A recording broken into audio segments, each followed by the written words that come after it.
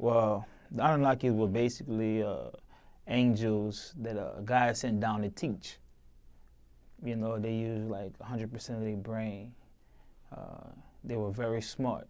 You know what I'm saying? They taught a lot of people that was living on Earth, a lot of things that was going on. So I just been in tune with stars and, you know, different life forms. And with those guys, I really adapted to them because I think a lot, you know. So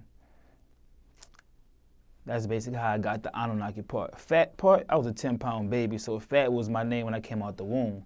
They said, what is his name? Fat. They called me Fat, straight up. My teachers called me Fat. I had an ID badge in my high school that said Fat, so Fat was always it. So I just put them both together, Annunaki Fat, you know.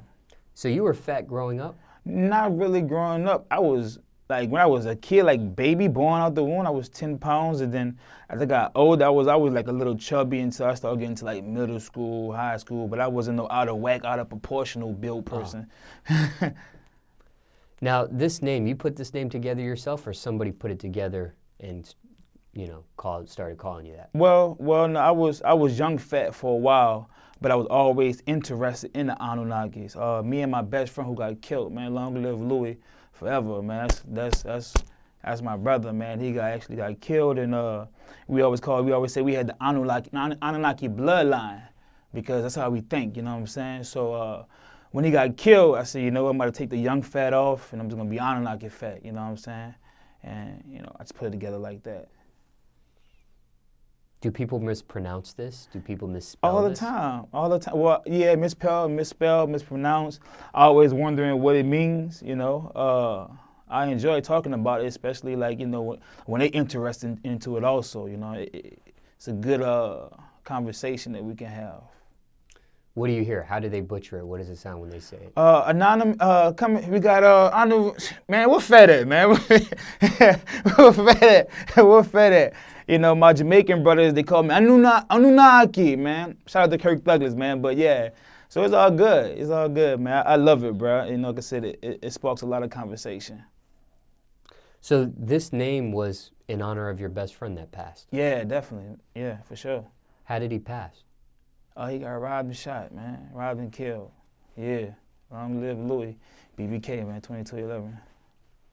How'd you hear about it? Woke up to a phone call, asked me did I talk to him at 3 o'clock in the morning. And once I got that phone call, I knew what it was. Yeah, like, you know. Yeah. Then another phone call, you know, the daddy, you know, I think I seen Luca on the news. I'm like, man, you know, so, and then from there, we're just up there, everybody calling. And that was my best friend, like I said, and I lived in Texas. Like, I'm from New Orleans, but I moved to Texas 3 years ago. So I was in Texas, I'm asleep. I'm the only one out there in Texas. Everybody's still in New Orleans. So yeah, I couldn't even, like, you know, it just hit me, boom, shit. Man, look, 3 days after he got killed and buried him, man, my brother got shot. Then my brother-in-law died. All this happened within 3 weeks. And then a year later, my dad died. On the same day I buried my best friend, July 9th. Boy. That's a lot of life you lost Boy, around you. What? My daddy, my brother, my best friend, and my other brother got shot up. And then the thing about it, when my brother got killed, that's not my real blood, my real brother. That's my sister's husband. Okay. So I gotta mourn for my sister. You understand what I'm saying? It's not like, you know, mourning with your friend. You gotta go out to the club or, you know, just try to, you know, mentor him or, you know, keep him up straight. I'm talking about this is my sister, my flower. You know what I'm saying? Newborn kids and everything for him. And he didn't get shot. He got hit by 18-wheeler. Ain't that a bitch? Life, boy. You gotta cherish every moment. Pray to God every time you wake up, man. These are bad ways to go, what you're describing here. Man, listen. Come on, man. Like, man, life. Your best friend, though, when you heard about this, what was running through your head? Was this shocking to you? Hell yeah. It was shocking to the whole city. And he was the 100th murder, I think, of that month, man. It shocked the whole, like, I'm from the west side of New Orleans, the West Bank, Harvey. And man, it shook the whole Harvey up, man. My little dude, look, Lou was like 5'6", man. You know what I'm saying? Lil, you know? Big heart, lion heart. Yeah, it shook me, man. It shook me, bro. You know, we was doing a lot together, man. We traveled. I was the only person I really traveled with when I was touring, you know, just hopping on tour to tour. He right there with me. I'm telling you, we going on tour with one pair of clothes, and we gone for 6 months and coming back with the same pair of clothes. That type of, I ain't talking about no, man, look, we was, man, brothers grinding. Man, this just happened. I ain't talking about, this ain't 17 years ago, 5 years ago, man, this just happened, man. How long have you guys been best friends for? Shit, man, let me put it like this. We probably been like best friends, maybe for like 4 years.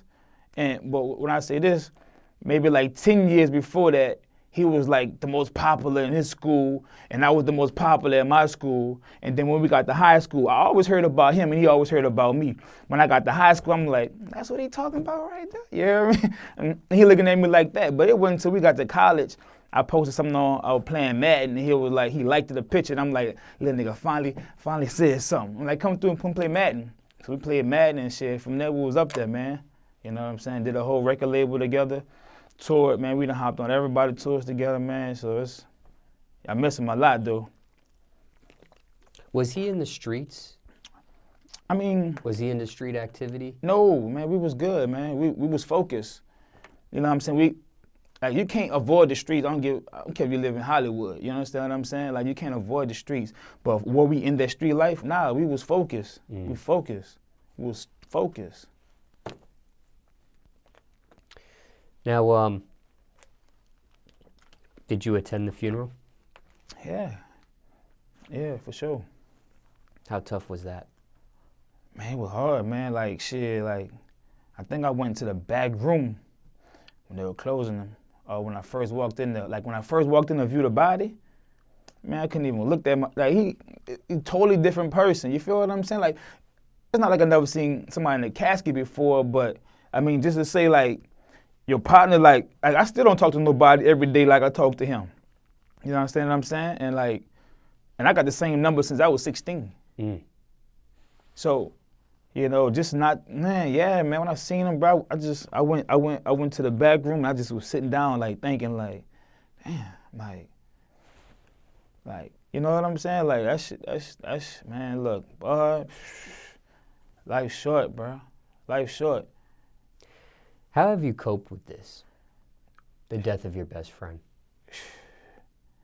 Man, everybody copes differently. How have you dealt with this? You know what? Because I know he an angel, and I know where we were at before he passed, and I know what he wanted for me. You know what I'm saying? Like, I know what he wanted for me for real, for real. So I use it as, like, I really got an angel. You know what I'm saying? Not just one, but two for sure, because my pop's right up there with him the same day. You understand what I'm saying? And that was ridiculous. My dad died in my arms, me and him, mano y mano, like a king. Fuck cancer. We'll talk about that a little later. In regards to your best friend, though, what do you miss the most about him?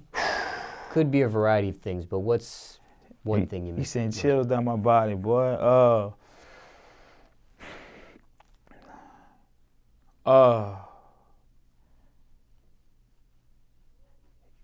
Just that somebody, I never felt that like in somebody, like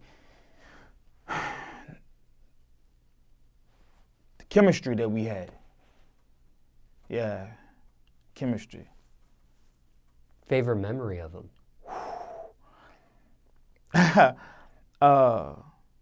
We did a show in what part of Georgia? It was the Orange Crush Fest in Savannah, Georgia. And in the sand, they have a bridge overlapping the beach, and we wrote BBK in the sand, big, and had police on a four-wheeler. Now BBK is our label, Black Boss Company. So had a police coming on a four-wheeler. So we're like, whoa, stop. So he get off. He was like, what? I was like, man, we about to take a picture. We don't want you to run over the BBK. And he was like, BBK, what that stand for? And Lou was like, Black Boss Company. You know what I'm saying? He was an African-American officer.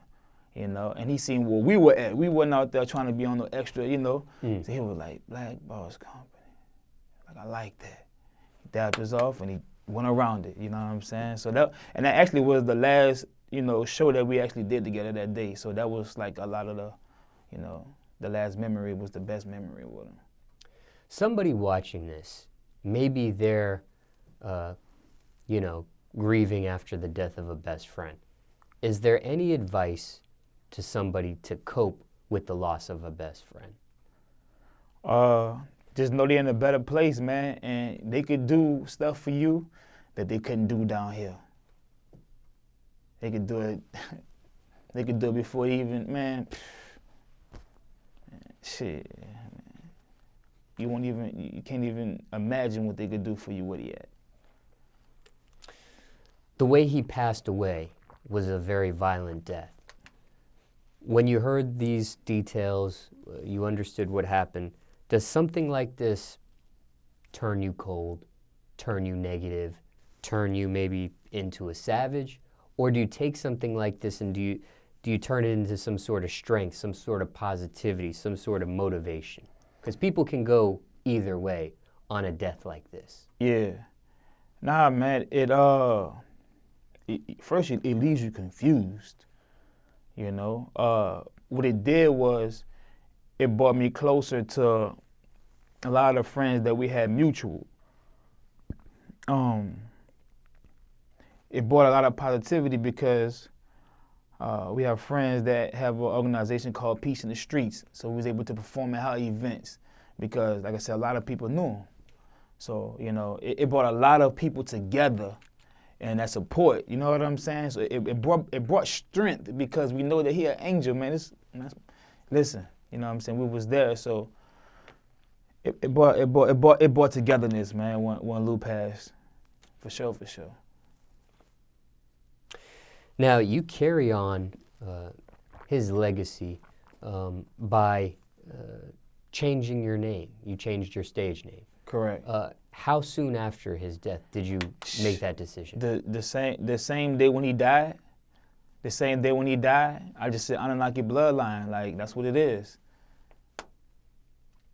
Has his death, and you've had several deaths since his death that you mentioned earlier, but his death in particular, has it changed your direction of music? Yeah, definitely. In what ways? Oh, man, like worldwide. Be different, be out the normal, you know? Be your own boss with it, you know? Set your own trends, you know? Go for the unknown because you can actually know it. You just got to think about it. Yeah. Have you made a song about him yet? Man, personally, like a full-fledged song about him, nah. I probably mention him on every song. Yeah. Is there any unreleased music between you two? Man, yes. Yeah. I mean, he actually got a whole mixtape and everything, man. You know, so I wanted to put it out, you know, but I want to do it the right way. Or I just really want to give it to his son, because I have a whole lot of footage and stuff too. So I want to, you know, I want to really give that to his son, you know what I'm saying? If we do put it out, it will all be charity and going back to his son anyway. You know what I'm saying? But yeah, shout out to Million.